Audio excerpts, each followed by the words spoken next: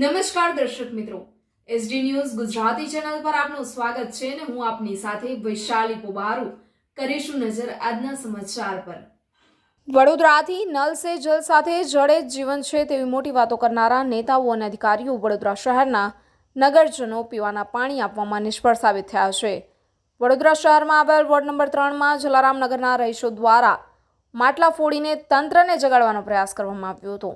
સ્થાનિક સામાજિક કાર્યકર કમલેશભાઈ પરમાર દ્વારા વધુમાં જણાવ્યું હતું કે જલારામનગર વિસ્તારમાં દરેક ઉનાળાની ઋતુમાં પીવાના પાણીની સમસ્યા સર્જાય છે। અવારનવાર લેખિતમાં મૌખિકમાં રજૂઆતો કરવા છતાં આંખ આડા કાન કરવામાં આવે છે। હાલમાં સતત 3 દિવસથી પીવાનું પાણી નથી મળી રહ્યું। સ્થાનિક કોર્પોરેટરો રૂપલ મહેતા દ્વારા આ વિસ્તારને દત્તક લીધો છે, પરંતુ 30 વર્ષથી ભારતીય જનતા પાર્ટીના નેતાઓ અને અધિકારીઓ દ્વારા નવીન પાણીની નળિકા નાખવાની જરૂર છે તે બાબતે પણ નિષ્ફળતા જોવા મળે છે। હાલમાં મોટી મોટી બિલ્ડિંગમાં પાણીની નવીન પાઇપલાઇનો આપવાના કારણે પીવાના પાણીની સમસ્યાઓ સર્જાઈ છે। સામાજિક કાર્યકર દ્વારા જણાવવામાં આવ્યું, 12 કલાકમાં પીવાના પાણીની સમસ્યાનો અંત નહીં આવે તો ઉગ્રમાં ઉગ્ર રીતે વિરોધ પ્રદર્શન કરવામાં આવશે। તેની સંપૂર્ણ જવાબદારી જે તે જવાબદારશ્રીઓની રહેશે। Reporter Jayesh Prajapati, SD news Gujarati, Vadodara. રજૂઆત કરી છે, ભરનારો છે, કોર્પોરેશન દાવો કરી રહી છે, પૂરતું પાણી બધાને મળી રહી છે।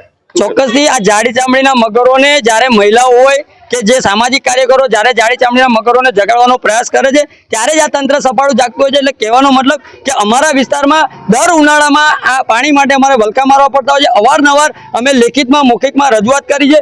માલેતુજારોના બિલ્ડિંગ છે ત્યાં ગાડી સીધી મોટી લાઈનો આપી દેવામાં આવે છે। અમારો વિસ્તાર આજે 20 વર્ષથી એક જ પાણીની નળિકા છે। એટલે જ્યારે અમારો વિસ્તારની વસ્તી પણ વધતી હોય અને વિસ્તારોમાં માણસોની વસ્તી પણ વધતી હોય ત્યારે પાણીની જરૂરિયાત પણ વધુ પડતી થતી હોય ત્યારે આજે 20 વર્ષથી અમારા વિસ્તારમાં એક જ પાણીની નળિકા છે।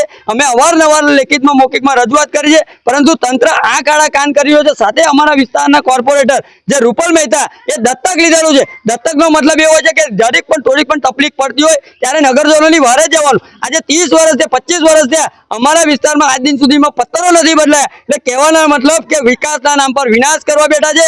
જ્યારે ઇલેક્શન આવતું હોય છે તો દાદા કેમ છો, કાકા કેમ છો, હાથ જોડે છે, પગે પડે છે, ઉઘડા વળી જાય છે, ઊંધા વળી જાય છે। ત્યારે આજે અમે પાણી માટે સતત વર્ષોથી વલખા મારતા હોય તો આ કોર્પોરેટરો ધારાસભ્યને કેમ નથી દેખાતું? અધિકારીનો અત્યારે ફોન આવ્યો કે અમે અત્યારે બપોરે પાણી ચાલુ કરાવી દઈએ તો આજે તમને કેમ દેખાયું? એટલે કહેવાનો મતલબ કે જ્યારે આ મગરોને જગાડવાનો પ્રયત્ન કરતા હોય ત્યારબાદ તંત્ર સફાળું જાગે છે। એટલે કહેવાનો મતલબ કે જ્યારે ઘોડા છૂટી જાય છે ત્યારબાદ તબેલાને તાળા મારવા જતા હોય એવા ઘાટ સર્જાતા હોય છે। એટલે વડોદરા શહેરના મેયરશ્રી, કમિશનરશ્રી, ચેરમેનશ્રીને મારી અપીલ છે, આવા તમામ કોર્પોરેટરો, ધારાસભ્યોને અને અધિકારીઓને તાત્કાલિક ધોરણે સૂચના આપી અને અમારા વિસ્તારને પાણી પુરવઠો તાત્કાલિક પહોંચતો કરવો જોઈએ, નહીં તો આવનારા દિવસોમાં ઉગ્રમાં ઉગ્ર આંદોલન કરીશું। તેની સંપૂર્ણ જવાબદારી લાગતા વળગતા જવાબદાર વ્યક્તિશ્રીની રહેશે।